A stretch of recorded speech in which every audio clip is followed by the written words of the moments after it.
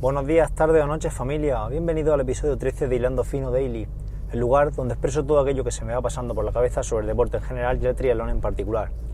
Hoy es 17 de enero de 2018, son casi las 4 de la tarde y voy con muchísima prisa porque toca currar porque empiezo a las 4, entro a la escuela deportiva de triatlón a las 4 y esta mañana me ha sido imposible grabar el daily. Y nada, y digo, mira, lo grabo hoy de camino, en el coche, y ya está, y tirando millas, para contaros lo que quería contar hoy, me sirve. Bueno, si habéis leído el título, hoy vamos a tratar el tema de estudios científicos, ciencia relacionada con el deporte, etc. Bueno, antes de nada, me gustaría pedir disculpas porque de vez en cuando se oyen unos pequeños ruidos, pero es que es lo que tenemos los barbudos, que... me roza el micro con los pelos de la barba y básicamente ese era el ruido que escuché a menudo. Entonces no puedo evitarlo. Sí podría o comprarme un micro de estos de corbata o bien cambiar el micro, o bien afeitarme y bueno, de momento vamos a intentar sobrevivir así. Bueno, a lo que íbamos. Estudios científicos y deporte. Siempre tenemos la disyuntiva de ciencia o arte dentro del mundo del entrenamiento y dentro del mundo del deporte. Bueno, para mí, bajo mi punto de vista, la respuesta es clara. La virtud casi siempre está en el término medio y en este caso no va a ser menos. Pero bueno, eso es otra problemática que tampoco quería yo tratar hoy. Si queréis lo podemos tratar en otro episodio. No quería yo hablar hoy sobre si ciencia sí o ciencia no, sino hablar de algunos detalles que se dan en los estudios científicos que en muchas ocasiones pasamos por alto y en otras muchas ocasiones ni siquiera la gente tiene conocimiento de ello. Entonces, en primer lugar, yo estoy a favor de leer estudios científicos, estoy a favor de guiarnos por lo que diga la ciencia, vaya por delante eso, que luego nadie diga, es que Seba ha dicho que los estudios científicos no sirven para nada. No, yo no estoy diciendo eso, ojo. Estoy diciendo, o mejor dicho, os voy a decir unos pequeños detalles, unas cuantas características que tienen los estudios científicos y que en muchas ocasiones los tratamos como si fueran la Biblia, como si fuera un dogma, y en muchas ocasiones no es así, no se comportan de tal forma. Bueno, vamos a lo que nos ocupa y nos preocupa. En primer lugar, me gustaría hablaros de la muestra. La muestra son la serie de sujetos experimentales sobre los que se realiza el estudio científico en cuestión. Entonces, bueno, mejor dicho, primero me he adelantado, me he saltado el guión una cosilla y me gustaría recalcarla antes de hablar de la muestra, perdonad. Primero quiero que distingamos entre estudios observacionales y estudios experimentales. Hay muchos tipos de estudios, hay más tipos de estudios de estas dos clases, pero bueno, básicamente me gustaría hacer esta diferenciación que es la más importante bajo mi punto de vista.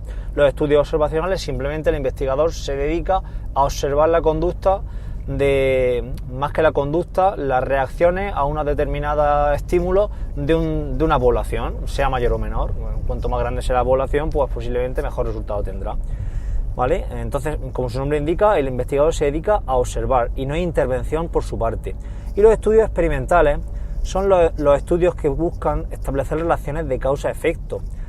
Cuando hablamos de relaciones causa-efecto nos referimos a que el investigador a la muestra, que posteriormente hablaremos de ella, le aplica una variante, un estímulo para ver su incidencia sobre otra variable que es la que quiere medir, ¿vale? Entonces, eso grosso modo, esto se puede extender mucho más, pero bueno, para que nos entendamos y hablando con un lenguaje de andar por casa, básicamente esa es la diferencia de estos dos tipos de estudios científicos. Vale, ahora sí que vamos con la muestra, ¿vale? La muestra sería el conjunto de sujetos sobre el cual se aplica el estudio, el número de sujetos que se investiga. Entonces, esa muestra debe ser representativa. En muchos casos nos encontramos determinados estudios que están hechos sobre una determinada muestra y entonces esos resultados se extrapolan a toda la población. Esto sucede mucho cuando en los periódicos, por ejemplo, vemos un titular, no me sale ningún titular ahora, pero un titular de estos que se ve a leguas que es de salsa rosa, que lo que busca es vender unidades del periódico o que la gente entre a esa página web. Son titulares muy sensacionalistas y en muchas ocasiones están hechos sobre una determinada muestra que se cumple en esa muestra lo que dice el titular, pero que eso luego no se puede extrapolar al resto de población, sobre todo si hablamos de deportistas. En muchas ocasiones esto sucede. Entonces es importante que la muestra sea representativa, que represente lo que vamos buscando, a la población que vamos buscando. Si queremos hablar de un determinado efecto, de un determinado entrenamiento sobre un tipo de población, pues habrá que buscar estudios que estén hechos o estén efectuados con ese tipo de población, no con ancianos o con personas, imaginemos, desentrenadas, si buscamos efectos sobre personas entrenadas, etcétera, ¿vale? Eso en primer lugar. Luego, por otro lado, si vemos los resultados de un tipo de estudio, de los estudios, veremos que los resultados se sitúan en una gráfica de estas típicas o eje X, eje Y, ¿vale? Lo que viene siendo una gráfica, comúnmente denominada, vaya. Entonces veremos que todos los puntos se sitúan, mejor dicho, en torno a una línea, ¿no? Que es la media, ¿no? La media de los resultados. Y luego tenemos diferentes sujetos que son representados por puntos que se encuentran o muy arriba o muy abajo de esa línea, de esa mancha de puntos, que se salen mucho de la media. Son los que se conocen en el mundo de la investigación con el nombre de outliers en inglés, o gente que son no respondedoras, no responder. Son gente que no le ha surtido efecto ese estudio, mejor dicho, la variable que se está modificando para ver si funciona o no. Entonces, claro, de normal, si hay muchos puntos fuera de esa media, el estudio se desecha, pero en otras ocasiones, esto se hace con estadística. Si el estudio contempla que todos los resultados están cerca de esa media, pues entonces se dice que es representativo, ¿no? y que el estudio se cumple en esa gente, y entonces el estudio es válido. Pero claro, tenemos una serie de personas que están fuera de la media, están muy lejos, los no respondedores, que no se están teniendo en cuenta. Entonces a lo mejor tenemos de cada 100 personas tenemos 3-4 personas, porque si son más del 5% no se puede extrapolar al resto de la población, pero tenemos un número de personas, 3-4 por cada 100 sujetos, que se salen de esa media. Entonces, claro, imaginemos que uno de nosotros somos ese sujeto que está fuera de esa media, pues no se está contemplando y no somos respondedores, no nos sirve lo que está demostrando ese estudio en concreto, ¿vale? Entonces es importante atender a la media, porque al final un estudio lo que busca es la generalidad, que sea válido para todo el mundo, pero también hay que atender a esas diferencias individuales que en muchas ocasiones se dan y que en ciencia no se suelen atender, ¿vale? Entonces es importante saber eso, el n igual a 1 que se denomina. Por otro lado, cuando no hay diferencias significativas, el estudio se dice que no hay diferencias significativas y que lo que se está contemplando, la variable que se está introduciendo para ver los resultados sobre la variable dependiente, ¿vale? Es que no quería meterme en estos temas, pero se denomina variable independiente y variable dependiente, pero bueno, eso harina otro costal, tampoco quiero meterme en esos temas. Cuando no hay diferencias significativas, el estudio pues se dice que no sirve, ¿vale?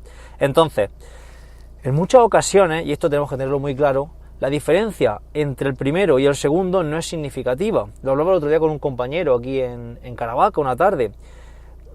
Los estudios sirven posiblemente para mucha gente de bajo rendimiento, pero para atletas de alto rendimiento, la diferencia entre el primero y el segundo en muchas ocasiones no son significativas. Entonces, ¿por qué no vamos a tener en cuenta un determinado tipo de entrenamiento si ese tipo de entrenamiento no demuestra que hay diferencias significativas? A lo mejor esa pequeña diferencia, aún no siendo significativa, es la diferencia entre ser primero y segundo. Creo que me he explicado con suficiente claridad. Si tenéis dudas, en iVoox me comentáis por el episodio y lo vamos hablando, ¿vale? Luego, otro tema con el tema de los estudios. Una frase que se utiliza muchísimo. Correlación no implica causalidad. ¿Qué quiere decir esto? Que porque una variable esté presente y aumente otra variable, no quiere decir que haya causa-efecto entre ambas. Por poner un ejemplo de andar por casa, se vio que en Estados Unidos los ataques de tiburón aumentaban a la par que el consumo de helado. Entonces, claro, no podemos establecer una relación causa-efecto entre ambas variables. No podemos decir que el consumo de helado hace que ataquen más los tiburones a las personas. ¿Qué pasa? ¿Que las personas están más dulces? No, está claro que no, ¿no? ¿Qué ocurre? Pues que hay una tercera variable que no se está teniendo en cuenta, que es el calor. Si hace calor, la gente se baña más, la gente consume más helado, la gente es más atacada por los tiburones. Está claro, ¿no? Hay una variable contaminante que afecta a las dos. Esto en entrenamiento, si lo extrapolamos al tema del entrenamiento, pues por ejemplo, un investigador hace un estudio para ver que un determinado tipo de series de una determinada duración en personas no entrenadas, por ejemplo, quiere comprobar si ese tipo de entrenamiento mejora el umbral anaeróbico de esas personas y les mete, imaginemos, 3 sesiones de 1 hora de duración a la semana, haciendo ese determinado tipo de entrenamiento, y concluye que sí, que mejoran el umbral anaeróbico. ¿Eso quiere decir que ese tipo de serie mejora el umbral anaeróbico? Pues posiblemente sí, pero si analizamos más a fondo también vemos que son personas desentrenadas y que están metiéndole 3 horas de entrenamiento a la semana.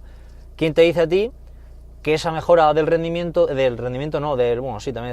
esa mejora del umbral anaeróbico no se debe no solo a las series, sino también al volumen? Y si mejorarían lo mismo si le quitamos la serie y les dejamos solo esa hora de volumen rodando. Se entiende la idea, ¿no? Que no siempre que correlacionen dos variables implican que sea causa una del efecto de la otra. Y luego, por último, me gustaría recalcar que estudios científicos patrocinados por marcas, pues que no le hagamos ni caso, porque no es posible, no podemos concebir que una marca sea, no sé, Nestlé, sea Puleva, sea la que sea, me da igual, pero es que incluso de material no podemos permitir que una marca subvencione un estudio, esos estudios y esos resultados creérnoslo. Posiblemente esté muy bien elaborado, pero siempre dudaríamos. Quizás sí deberíamos de leerlo, ver cómo está estructurado y tal, pero dudar siempre de eso. Como decía el otro día hace ya algún tiempo, Jaime Menéndez de Luarca en el simposio, la gente me parece que era de Cervelo, decía que le encantaban ser los segundos en estudios científicos financiados por otras marcas, ¿vale? Como diciendo que siempre van a ser la marca que financia el estudio la que mejor parada sale en el mismo, ¿no? Así que nada, esto es lo que quería comentaros por hoy. Creo que me he extendido un poco, sí, llevo 12 minutos. Os dejo, que me voy a currar, que son casi las 4 de la tarde y voy tarde. Nada, espero que os haya gustado. Sé que es un episodio un poco lioso. Quizás no me haya explicado en algunos aspectos lo mejor posible. Si tenéis dudas, comentármelas en los comentarios de iVoox o Spreaker, o bien en hilandofino.net/contacto, donde ya sabéis que podéis contactar conmigo y, en fin, y preguntarme cualquier cosilla. Nada, os dejo por hoy. Ya sabéis, ser felices, ir por la sombra. Nos vemos. Hasta mañana.